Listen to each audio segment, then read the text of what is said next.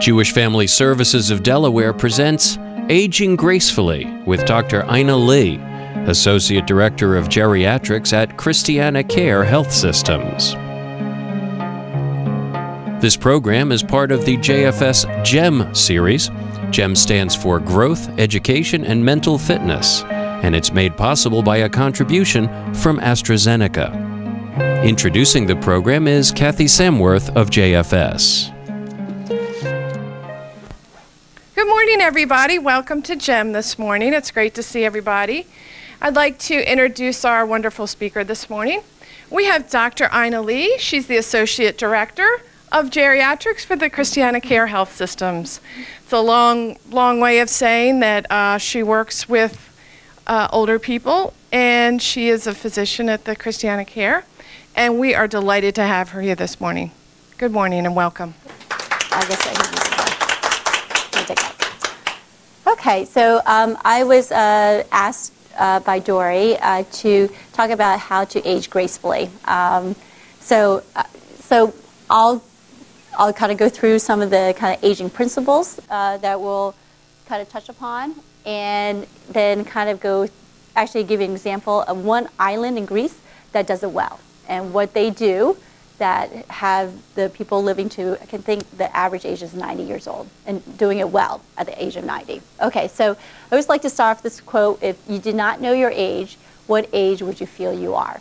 Okay, so some mornings I wake up and I feel, when my children have been up all night, a lot older than I really am. So we're just gonna go over kind of the life expectancy at birth, and as you can see from this little table here, that life expectancy has really increased over the years. I mean, in 1900, men were only living average of 48, women were at 51, and by 2050, or even 2000s, 82 and 74. So we are living a lot longer than last century. The numbers of older Americans are growing. So there was only 3.1 million people over the age of 65 in 1900, and now we're up to 82 million. Another way to kind of think about that is that in 2050, pretty much 1 in 5 people will be over the age of 65. So it's going to be a huge population growth on that end. So again, just 1 in 5 in the year 2050 will be over the age of 65. So this is a huge kind of health concern for the American public, because we have to figure out how to take care of older people better. And I'm a geriatrician. I deal with this every single day, and I see, especially with the healthcare reform right now in the news every single day. You know, I have my own theories about how it should work. I don't know if they're really caring what I say, but I do see that as people age, as they're living longer and longer, how are we taking care of them? You know, and how can we take care of them better? A lot of it is kind of dependent on all the comorbid illnesses that you might already have. The top 5 causes of death among older Americans in 1999, heart disease was still the #1. Okay, so, and this is men and women together. So heart disease and cancer was the second leading cause. So these are kind of the 2 big health problems we deal with. So aging is not a disease. I hate it when people think of age as a disease. It is a process, absolutely. The 1% rule is most organ systems start to lose function at a rate of 1% per year starting around the age of 30. Okay, I know, I'm feeling that too. I'm like, oh God, it's a horrible statistic. But aging is not a disease, and part of my job also at Christiana is I'm the medical director of an inpatient unit at Wilmington Hospital called the Acute Care for the Elderly Unit, which is shortened is called the ACE unit. And I overheard a doctor one time say to another family member when the patient wasn't doing well, their son and daughter was like, doc, what's going on? Why is she not doing well? And the doc's like, well, what do you expect? She's 85. And I'm like, yeah, see, that's not a selling point. I was like, that's not a diagnosis. Just 85 is not a diagnosis. So, and it really irritated the family, the son and daughter. They're like, well, I mean, that's not an answer. And I completely agree with them. I was like, that's not the answer. So it really is not a diagnosis code. 85 is not a diagnosis code of any sort. There's reasons why people don't do well. And as a doctor, that's what you should try to figure out. What is it that they're not doing well, and really take age out of the equation at times. All right, so what happens as we age? So these are kind of general aging processes that happen. Increase in body fat. So your body fat content just goes up, and unfortunately your lean muscle goes down. So, I have patients like, it just can't seem to get rid of this, and I'm like, well, join the crowd. But, I just can't seem to get rid of this. And some of it is just aging is just working against you. There's a tendency to have more body fat and decrease in lean muscle. There's increased wrinkling and dry skin, decreased height and weight. So this is where osteoporosis might come in play, where people might start shrinking. And daughters will say, mom used to be the same height as me, and now she's like an inch shorter. So there's that shrinking osteoporosis effect. Decreased hearing, taste, and smell. Taste is one I hear about a lot. People say, unfortunately, the thing is that sometimes they might have high blood pressure, they might have congestive heart failure, so their doctors have put them on like diet restrictions, like no salt intake. The thing is that your taste buds do decrease as you get older, so you actually need stronger flavors to kind of stimulate your appetite. So people are putting patients on diet restrictions, no salt, diabetics, no sugar, and yet they really need the salt and the sugar to really stimulate the appetite. So sometimes it's very, unfortunately, you're working against nature in this standpoint. Hearing, absolutely, people start losing their hearing, and hearing aids are often, some people just think of it as a curse. They would never want to be. They'd rather have people shouting at them for the rest of their lives and put on a hearing aid. But it does really cause isolation. So I do tell patients and carriers, like, really think about it, because if you could hear better, you might not feel so isolated with the people around you. Decrease in vision, depth perception, and color vision. So I tell everyone to at least have a yearly checkup, an eye exam, an eye checkup, just to kind of see if there's glaucoma, because glaucoma happens more in the elderly population, and so does cataracts.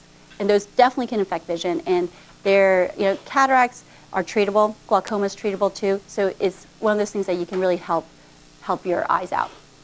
Decreased brain weight. As you age, actually women tend to have more nerve cells than men, so you can do with that however you want to. Decrease in kidney function and how medications are processed. So this actually also happens as you age. The kidneys just aren't able to excrete toxins out of your body as well as when you were, let's say, 20 years old. So their function starts decreasing. So it's very important. Some medications, the most common pathway on how medications get out of your body is through the kidneys. So if your kidneys are just kind of losing their function on its own, that 1% rule, they're losing function on its own, you really have to be very kind of careful about what medications you take in, because some medications really are very dependent on using the kidneys to get them out. And so if you take too much of it, it's going to build up in your system. The kidneys just can't get it out fast enough. So one medication that I often bring up, which is very, very commonly used, is ibuprofen, Aleve, the Motrins, and Advil, that class of medications that you buy over the counter. I know I take it. We all take it. That medication can hit the kidneys pretty hard. So I actually tell people as they age is do not take it on a chronic basis anymore. Once in a while, if you have a headache, you want to pop 2 in, that's fine. That's totally safe. But if you are doing, like I had one patient who had horrible arthritis, horrible, and she was taking 4 tablets every 6 hours. And I was like, and she was doing this for years. And I was like, oh my God, what are your kidneys doing? She was like, and actually, remarkably, it was doing okay. And but most people would have got a stomach ulcer. So those medications can give you a stomach ulcer. So it can cause massive bleeding. And then it can hit the kidneys, and it also causes salt retention. So if you have congestive heart failure and that you're taking this medication, it can retain salt, which can worsen your congestive heart failure. So not really a great medication as you get older, these Advils, Motrins, Aleve, and so I tell people to start moving towards Tylenol. Mm-hmm. What about aspirin? They tell you to take an aspirin a day. Right, an aspirin a day. Aspirin a day is fine. So aspirin actually works differently than the Advils and the Motrins. So they do work differently. So it's not as toxic But aspirin can still give you the stomach ulcer, though. Fine. Tylenol for arthritis is Tylenol is usually more of a liver, metabolized by the liver. So liver function does go down, but it's not as dramatic as the kidneys. So usually, and most people's livers are pretty good. So so I tell people stick with the Tylenol. You know, with Tylenol, you can take up to 4 grams of Tylenol in a 24-hour period, and it'd be safe. Okay, so I have some patients who will only take 1 because they were so worried about the Tylenol affecting their liver, and I'm like, oh my God, you can take up to 8. So let's do 2. You know, let's do 2. You can do 2. Okay. Yeah, stop me whenever you want. What about taking vitamins? I take a lot of vitamins. Right. And if you need to take aspirin or... Vitamins are usually excreted through the kidneys. Okay, and usually your body will only take in as much as it needs and then pee everything out. Sorry, to be colloquial, but it would basically urinate everything out. So I always tell people about vitamins is it's okay to supplement vitamins, you know, but the main thing is you have to eat a really good diet. You know, if you're eating 3 good square meals a day, you're probably getting all the vitamins your body really needs. And the body, even if you give it more, sometimes it won't take in more. Because they're like, that's all I need is this. I don't need more than this. And they'll just urinate it out. So I take red meat rice because of cholesterol. I mean, as far as eating, I mean, I know supplement that. Yeah, supplements, I think, as long as you don't go overboard, you're fine. You know, but just remember, in the end, it's still better to eat a broccoli than it is to take a pill. I'm not sure about red yeast. Yeah, I'm not as sure about the red. Yeah, not sure about that. Can I ask a question? Sure. I'm noticing that there's a decrease. Oh, the one back. Yep. In the one back, there was a decrease. Oh. The previous slide. Sorry, yeah. There was a decrease in everything except the body fat and the wrinkling. Right? I know, so awful, isn't it? But is there a reason why the body fat increase can't be in the place where we wrinkle? I mean, where does the body fat go? Usually in the truncal area. Yeah, usually in the truncal area. Yeah, I mean, wouldn't it be great if you'd be like, can you move up to here? You know, can you move it somewhere where I need it more? You know? Yeah, that'd be great. God, we could just tell our fat to go where we want it to go. It's like, all right, if you're gonna make me fat, that's fine, but can you go over here? Right. I mean, you're right. When I put together the slide, I was like, God, there's just so much decrease, you know? And the other one that I want to touch upon is the decreased sleep. So on average, older people actually do really need less sleep. They need, on average, about 6 hours. Okay, so when people say, you know, I just don't sleep as well as I used to, I'm like, yeah, all right. Well, some of it just might be because you're aging. You actually don't need as much sleep. May I just ask one more question about the aspirin, the acetaminophen, and the other the ibuprofen?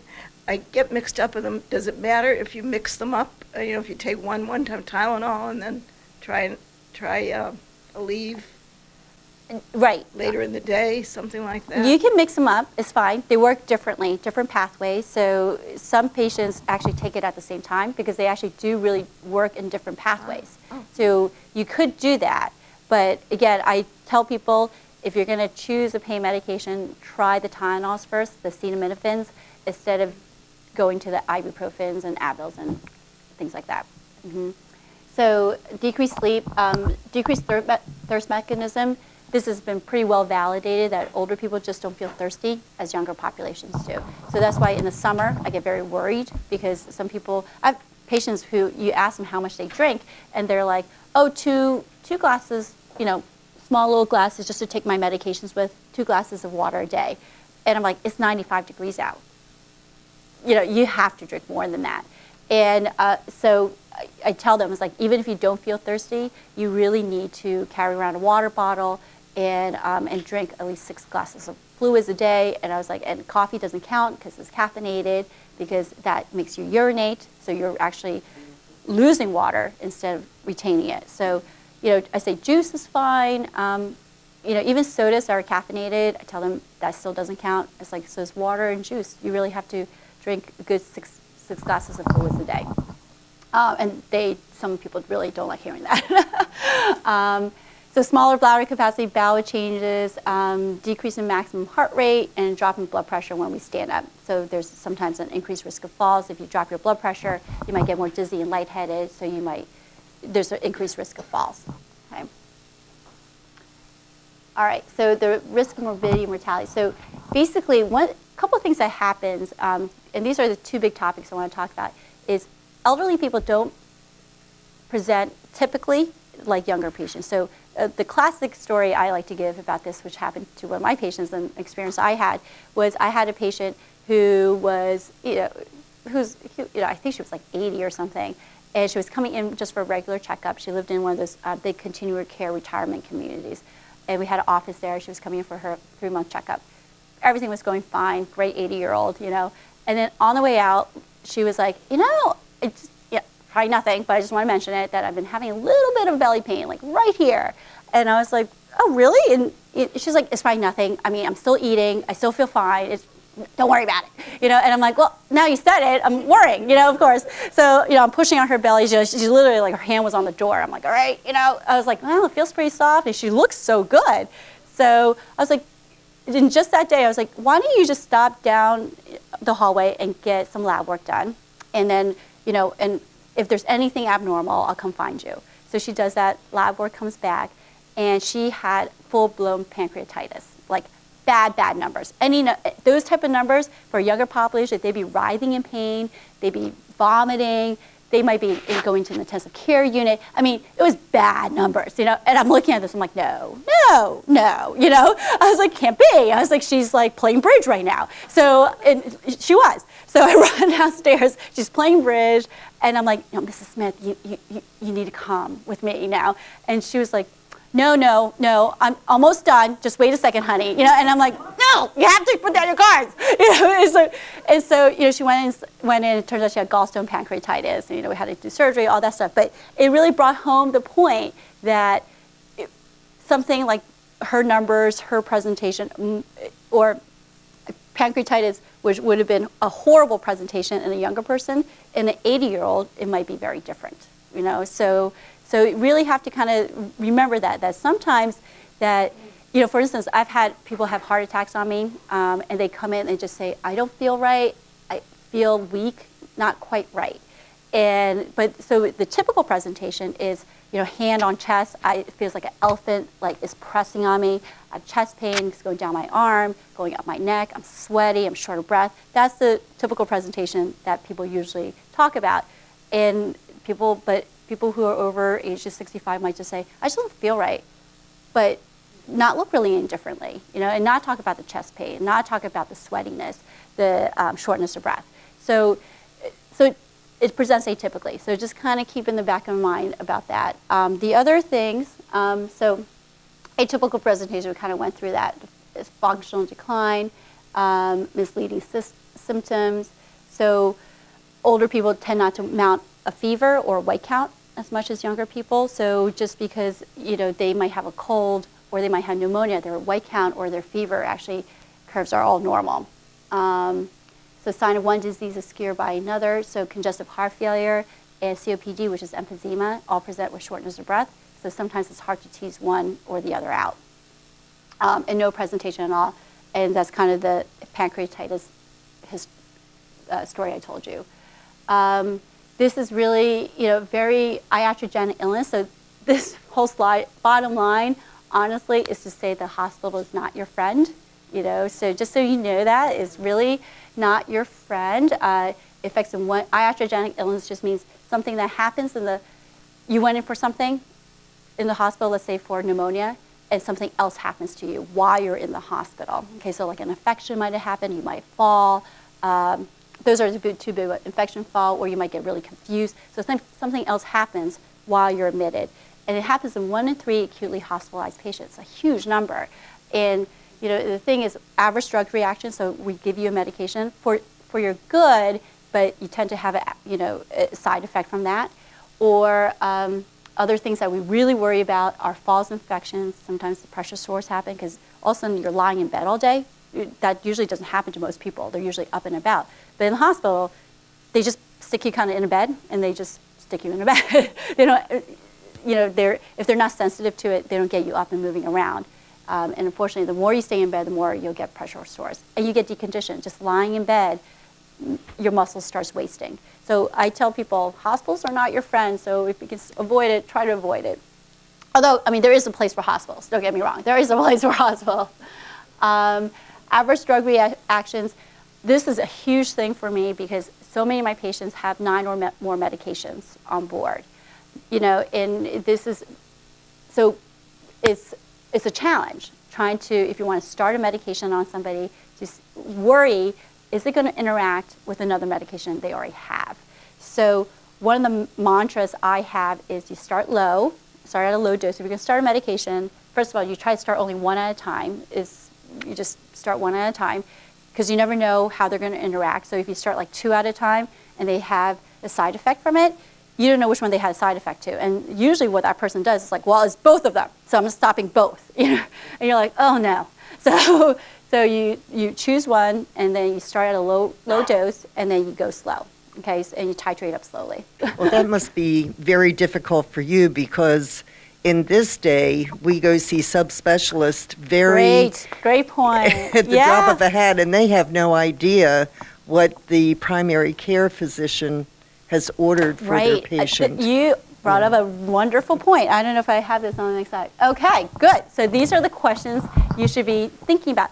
I tell people, I have really tried to train my patients to bring all their medications into me when they come see me. So it's kind of a brown bag thing where you stick everything in a brown bag. I mean, you don't have to use a brown bag. You can use whatever colorful bag you want. But or some people bring in their Tupperware. They bring like a big Tupperware. Some are really big, and and they come in. They're like boom, and you're like, oh God, It's like, but it's so helpful. It's so helpful because it really, you're right. I have one patient, I swear to God, comes in and he gives me a list of all his subspecialists that he goes to. And I looked at it one time, I was like, I think every organ system has a specialist. He has eye doctor, he has an ear doctor. I mean, literally, I was like, he has, endocrine. He doesn't have a pulmonologist, so we haven't hit that yet. But we have a cardiologist. I mean, I was impressed. I was like, wow. And he sees all of them on a regular basis.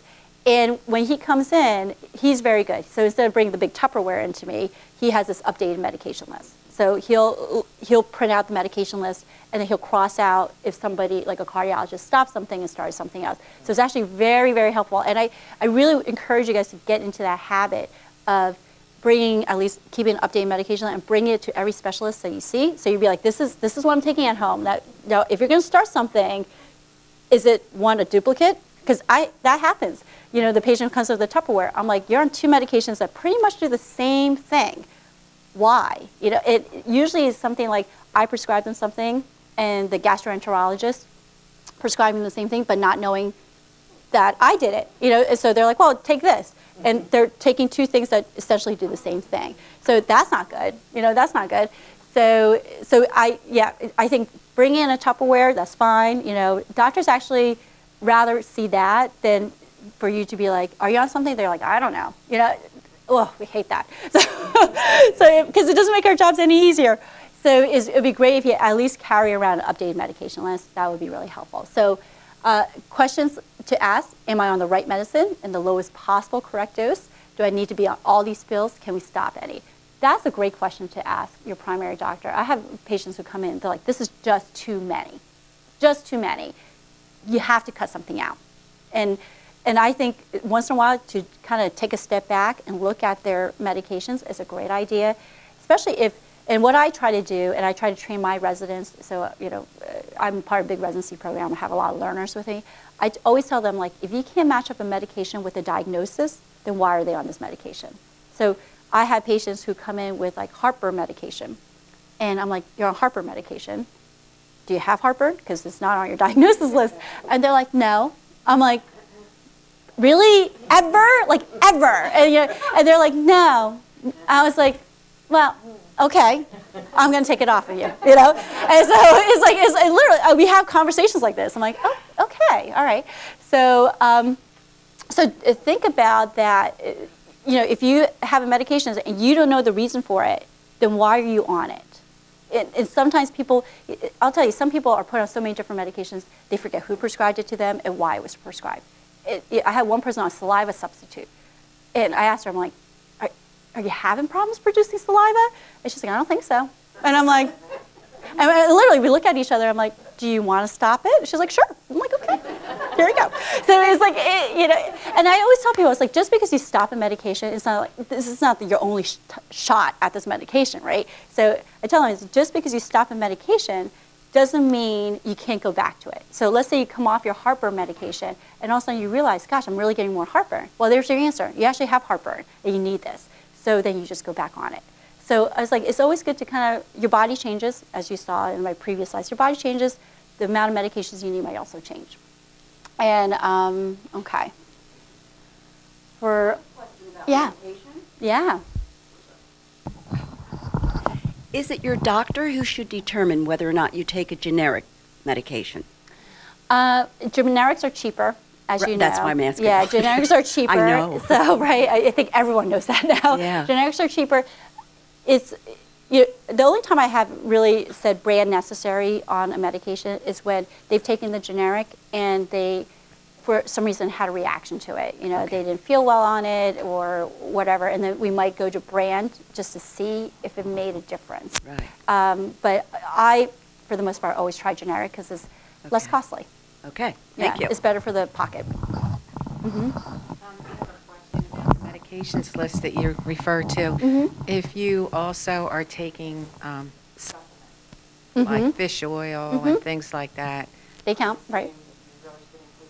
Oh, yeah. I had one patient that was on 2, like, prescription medication and, like, 8 supplements.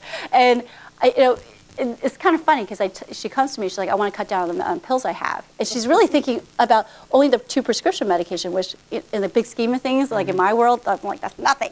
You know, so she's like, I want to cut one out. And I'm like, you can't. I mean, they're for your blood pressure. You really need to take it. And I'm like, well, what about your 8 vitamin supplements? And she's like, oh, no.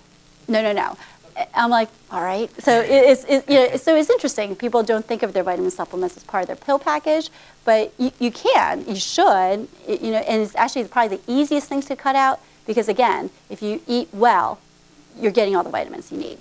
So small improvements can make a big difference.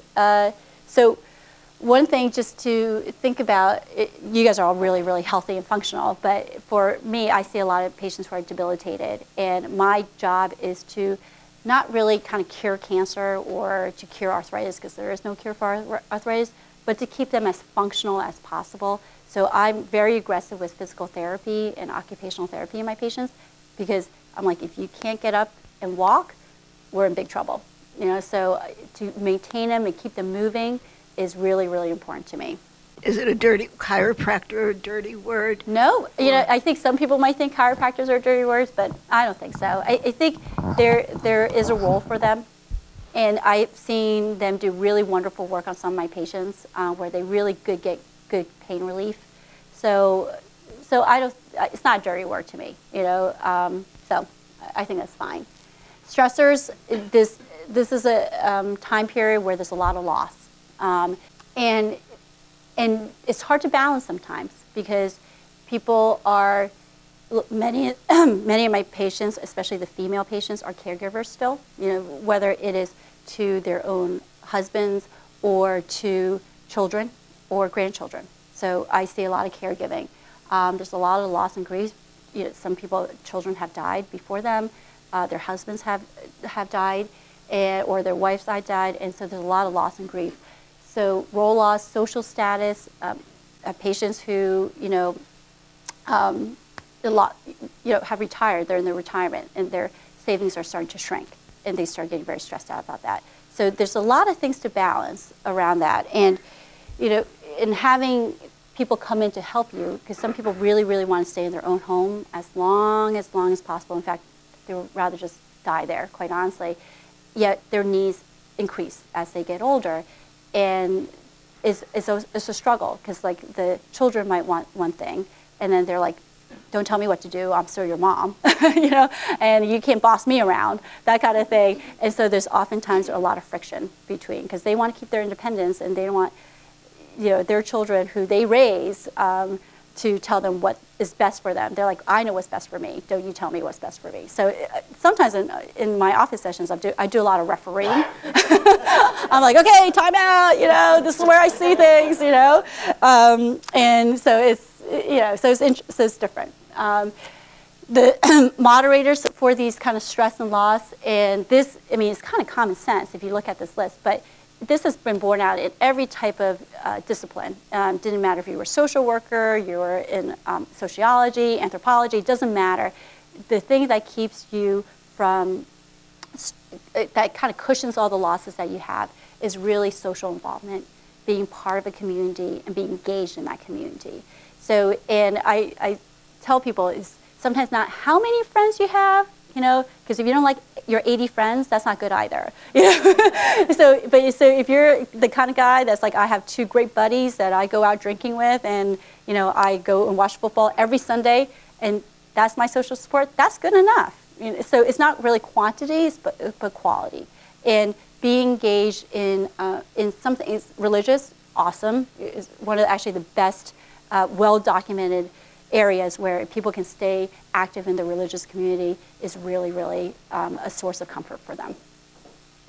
Okay, so so this is kind of, how does one keep from growing old inside? Surely only in the community. The only way to make friends with time is to stay friends with people.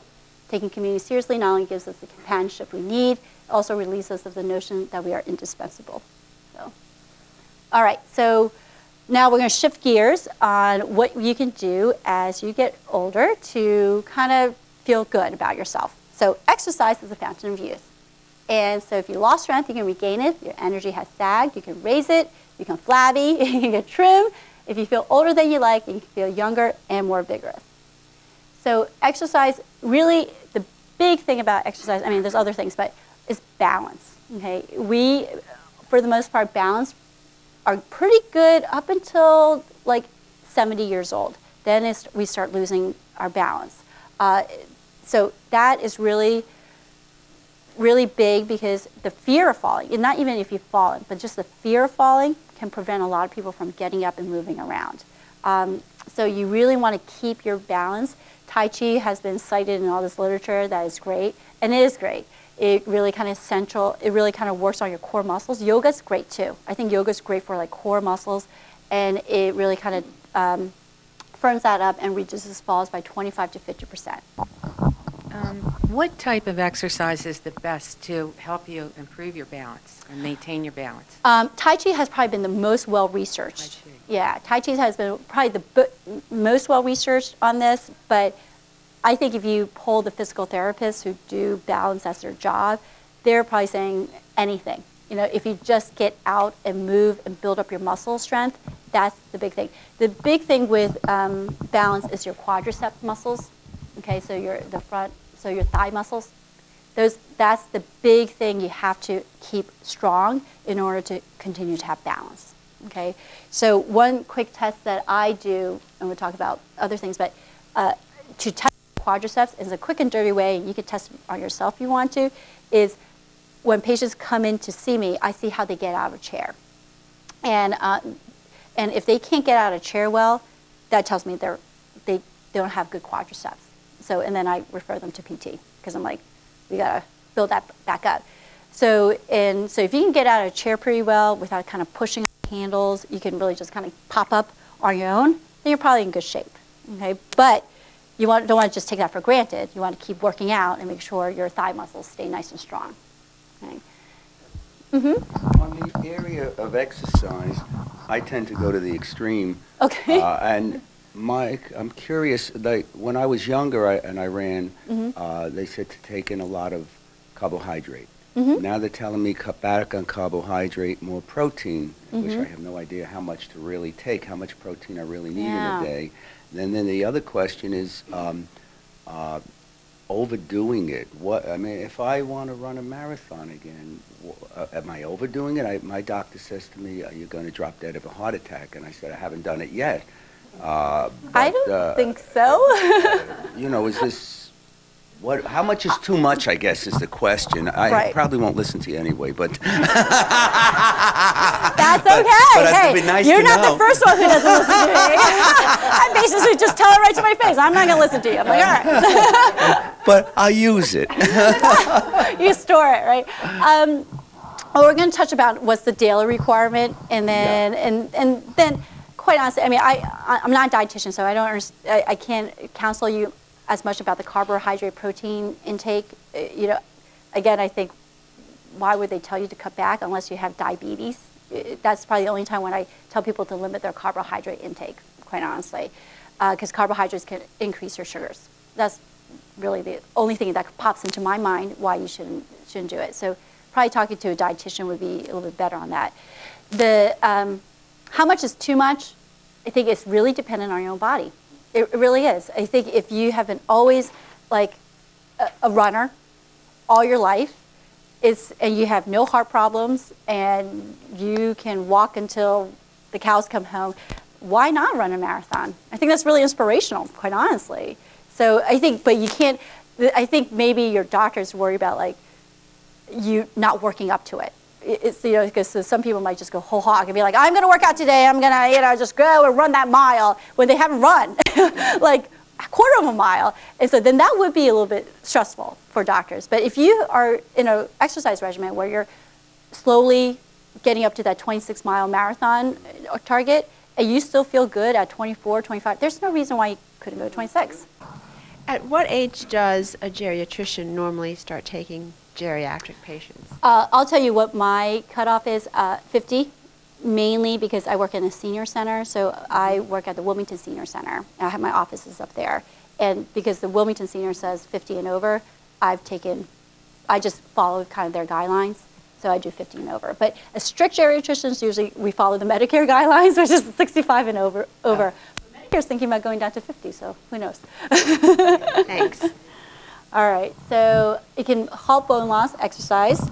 So this is great. So the main for bone loss management is the weight-bearing exercises. So I tell people if you're going to carry your grandchild carry them on your shoulders, great weight bearing. So do weight bearing exercises. That actually helps halt bone loss. It trims and tightens, improves flexibility. Very important. You want to stay flexible. Think about all the things that you take for granted, but like putting on your jacket. You have to be flexible and getting that arm in, you know, flexible in combing your hair, reaching for things. So you want to stay flexible. So do your stretching exercises too. Revitalize the stronger you are, the easier it is to move. And I really love this quote. It gives you such a positive feeling about anything you want to do. You don't have to be a, quote, senior citizen and sit around in a rocking chair. My granddaughter and I had a party last year to celebrate our birthdays. We were both 26, so she felt young. I love it. Okay, and of course, exercises, and this, again, such a great body of literature that shows that it really reduces your risk of diabetes, heart attack, stroke, high blood pressure, all the things that fortunately start happening as you get older. Okay, so this is a picture of a normal brain. This is a picture of an Alzheimer's brain. Yeah, so you can really see that it gets smaller and the spaces get bigger. All right, so exercise helps in this. This is a nurse health study. It was huge. It was like 18,000 nurses they took in, and they looked at nurses who exercised a lot and those who didn't. And those who walked the most, at least 1.5 hours per week, scored higher on tests of general thinking, ability, verbal memory, and attention than the woman who walked the least, which is less than 40 minutes per week. And the most active women were 20% less likely to be cognitively impaired. So it just tells you that the brain exercise really helps kind of hold the brain function, because if you with exercise, you improve blood flow and improve blood flow to the brain. The more your brain is nourished with blood, the better and healthier it is. So you want to keep that going. It helps preserve brain cells and maintain the connections between them. So it helps, it basically helps the nerves to constantly still keep talking to each other. And you want to keep that connection going. and increased brain volume, especially in areas where losses normally occur.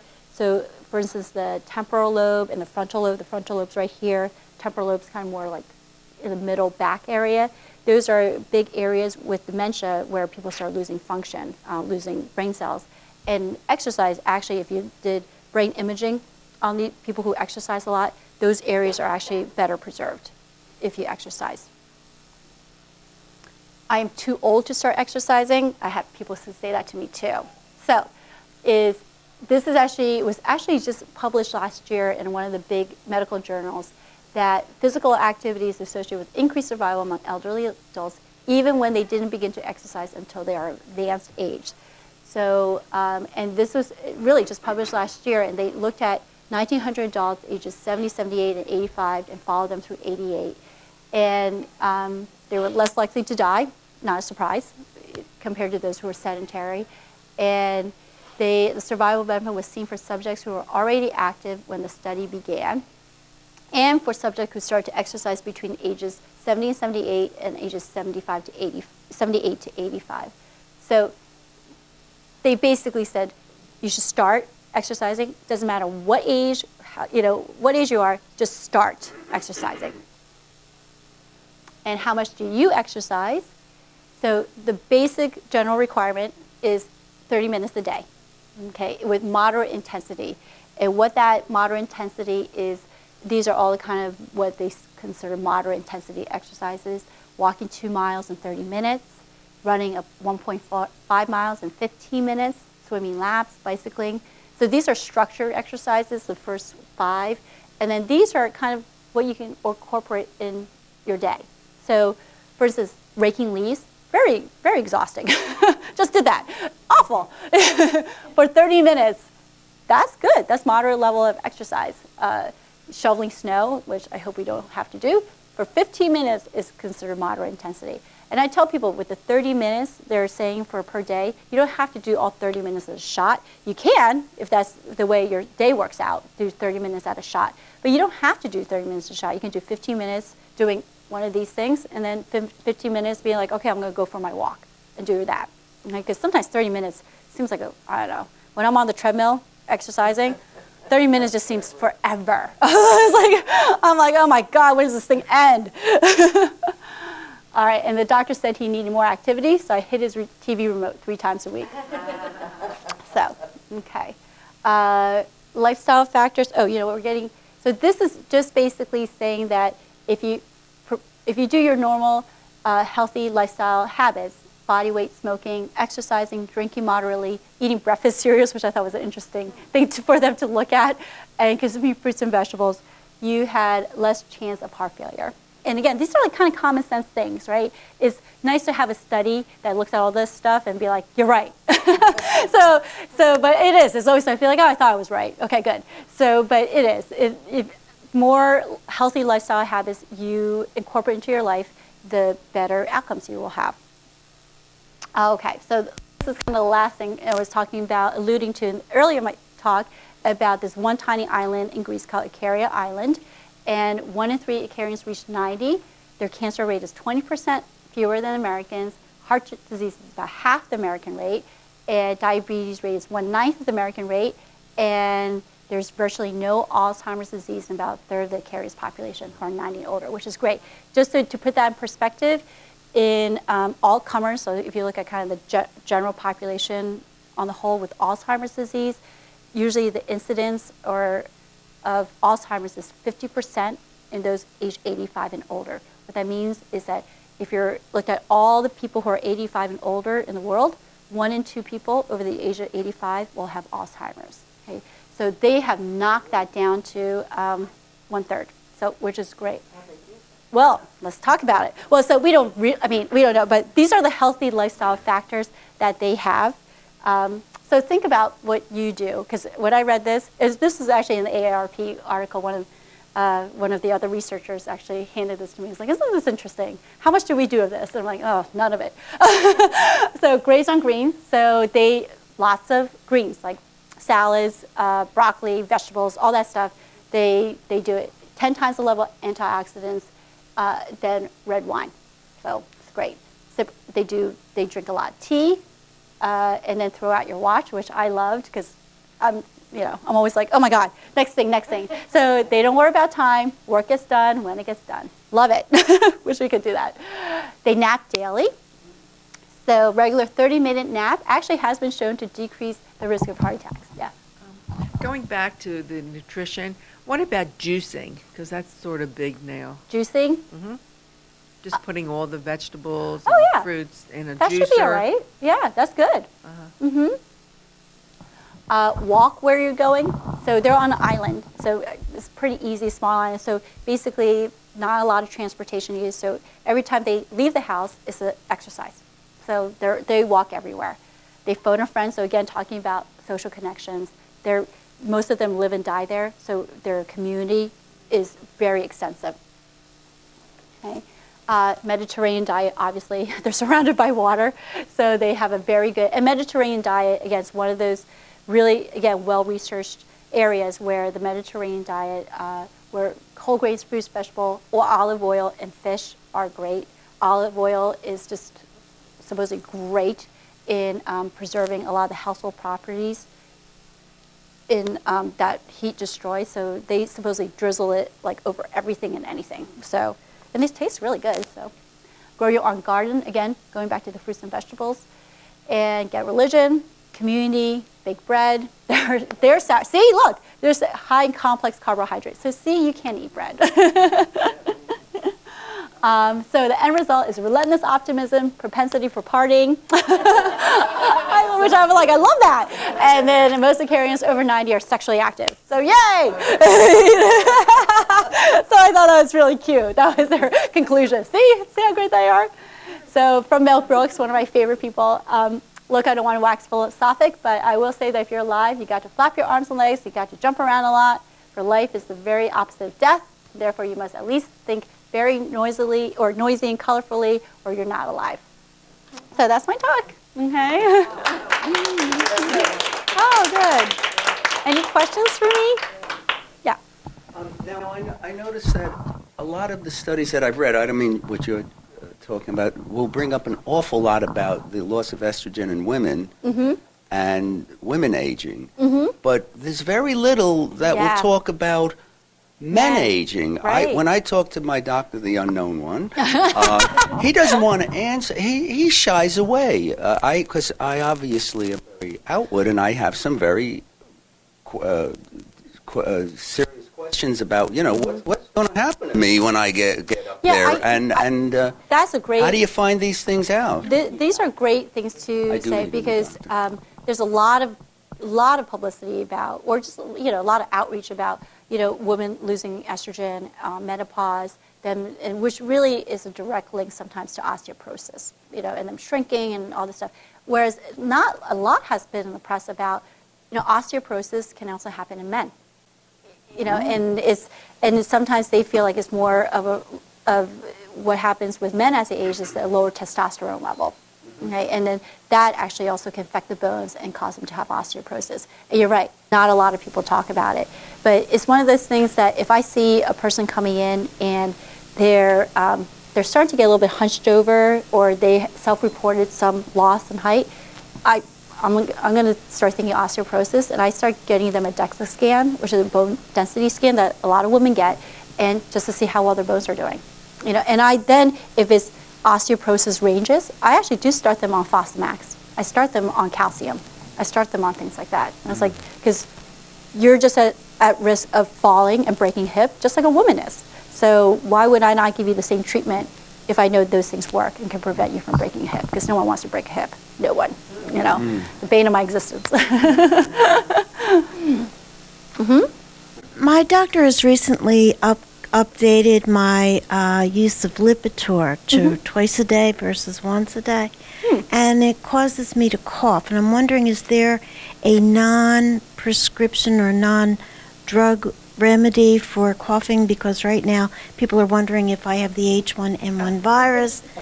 It's definitely tied to Lipitor?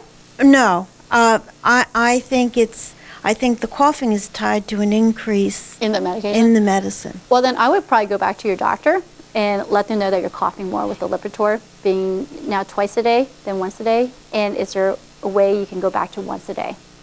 Okay, with a higher dose maybe. You know, instead of breaking it down to 2 doses, why not take a higher dose of 1 dose and see if that will work? Okay. But it brings up a good point that if you're developing a side effect, always think back to what the last medication change was, because it's probably due to that. And then you want to think about, gosh, what can I do to maybe come off this medication if it's really giving me that bad of side effects, or what I can do to the medication, like lower the dose or change the dosing where it's more tolerable and not have side effects. Thank you. Back to an aspirin question for a second. A lot of the regimen users that are the 81 milligram, do you give it to, it seems like men are on it more frequently than women are, and there seems to be the stuff that you read and you hear in the media that there's controversy about that. How do you feel about that? The aspirin? As a regimen user, the 81 milligram. Yeah, you know, the thing about aspirin is if you have diabetes, high blood pressure, heart disease, it's almost absolutely recommended that you should be on a blood thinner, okay? Or a history of stroke. These are all. Should you use it if you don't have any of those things and you're just taking it daily? I don't think so. I don't think if you don't have high blood pressure, diabetes, heart disease, or stroke history, that you should just take it. Because aspirin can cause people to have stomach ulcers. And that's a real threat, kind of. It could be a real complication. So again, if your blood pressure is good, your cholesterol is good, all those things are good, and you don't have high blood pressure, heart disease, or anything like that, you probably don't need that aspirin. Going back to the chiropractor question, I've started with one because of having spinal stenosis and neuropathy, and so I'm giving that a try for a while. And their literature, you know, they like indoctrinate you. The literature is talking now that I'm reading there is not to get the swine flu is like a big, not hoax, but it's overblown. And it's not overblown. Not too. I think the peak is over, which is good, very good. It is not overblown. I was in the hospital maybe like 2 months ago. People were getting really, really sick with it. So it's not overblown. I think the great thing about being older, this is actually one great thing about being older, is that you guys were not in, the 65 and older population was not the primary vaccination group that was the most concerned. It was really the pediatric population, the babies, the pregnant mothers, and really kids, I think less than age 8. And the reason why you guys weren't was because they all felt that you lived long enough that you probably saw the H1N1 sometime in your lifetime and built up immunity towards it already. So that's why there wasn't a lot of press with the 65 and older. It was still the flu. Okay, and the flu season is underway. So if you haven't gotten your flu shot, you really should get your flu shot because we're hitting peak season now. I wanted to ask you about go back to the arthritis question. And how do you feel about naproxen? Obviously, you feel that's not a good thing to use regularly. Regularly, right. Not to use regularly on a standard. Because I do need to use something regularly for osteoarthritis. And I've been using that by prescription, and I'm wondering if I should switch to extra strength Tylenol. Extra strength Tylenol, or there's another combo that's out right now, also over the counter, called Tylenol Arthritis, which is 650 milligrams, and you take 2 tablets of that, which is higher than extra strength. My patients who've done it said it does work better. I mean, you're taking a bigger dose, so they say it does work better. Okay. And just a comment about it's never too late to start exercising. I am a certified teacher of Qigong, and I teach at Ingleside Retirement Apartments, and my newest student is 95 years old. Isn't that great? That's great, isn't it? That's great. See, I guess a couple months ago I had some problems with my eyes, and I won't tell you what a couple doctors thought it was, but then I did some testing, and it's I think it's called ocular migraines. Oh, okay. I don't know much about that. Well, you know, the glare at night. Oh, okay.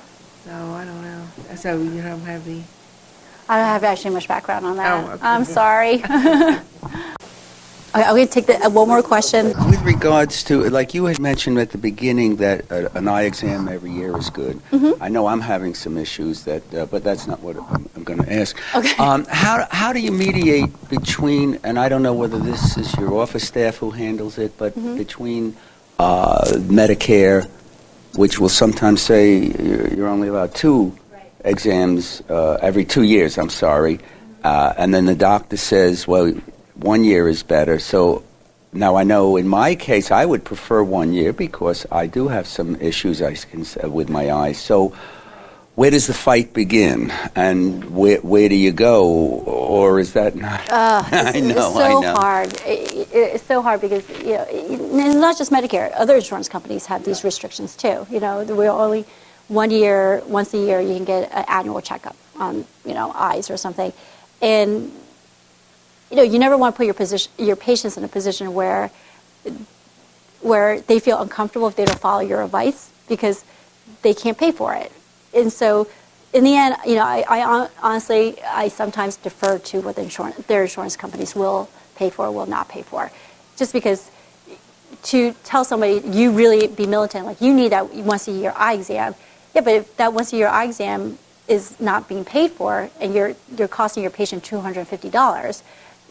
That's also not very good doctoring, because that $250 could go to other things in their lives that could improve their quality of life.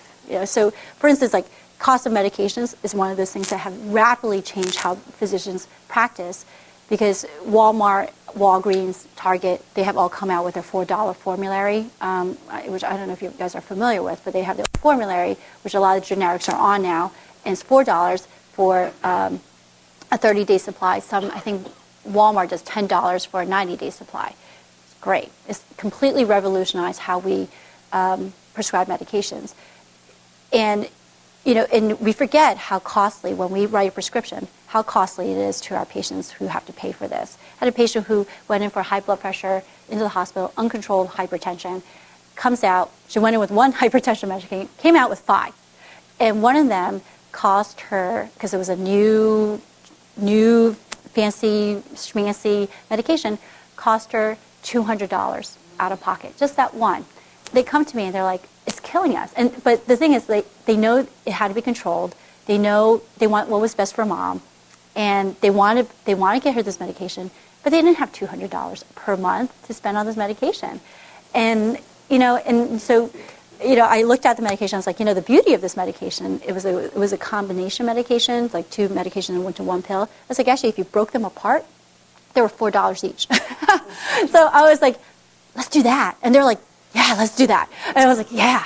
So we're all like excited. So it just shows you that, and the thing is that, so $200 per month now went down to $8 per month, which is great, because then it afforded her to buy her other 4 medications. Which now has, I just saw her in the office last week, and she's doing great. She's doing great, and she doesn't hopefully ever need to go back to the hospital again. So it's one of those things where, I don't want to tell people, well, you have to do this, because if you don't do this, then I'm going to be mad at you, and so on and so forth. It's ridiculous. They have their lives. You have to be very sensitive to what they're spending money on, and some people are really struggling. And for me to tell them, you have to spend $250 on an eye exam, that's ridiculous. It's like, that's not the most important pressing need they have. They have other things they need to improve their quality of life. And as a doctor, I have to just be really sensitive to that. Thank you very, very much for coming. Let's give her another warm round of applause. Really appreciate it. That was awesome. Thank you for answering all our questions. No problem. Thanks for coming today, everybody. You guys are like the most interactive group. It's great. We hope you enjoyed this program from Jewish Family Services of Delaware. For more information, visit jfsdelaware.org or call 302-478-9411. For information on Christiana Care Health Systems, visit christianacare.org or call 302-421-2700. We produce this program in the studios of ProfessionalPodcasts.com in Cherry Hill, New Jersey. For JFS Delaware, this is Steve Lubetkin. Thank you for joining us, and take good care.